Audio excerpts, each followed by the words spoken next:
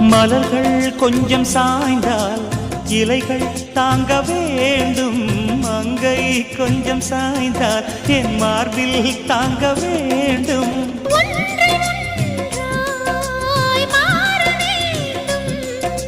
உன்னில் என்னை தேட வேண்டும்.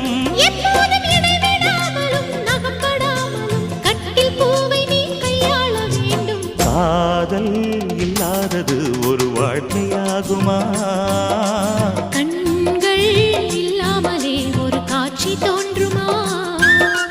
காதல் இல்லாதது ஒரு வாழ்க்கையாகுமா?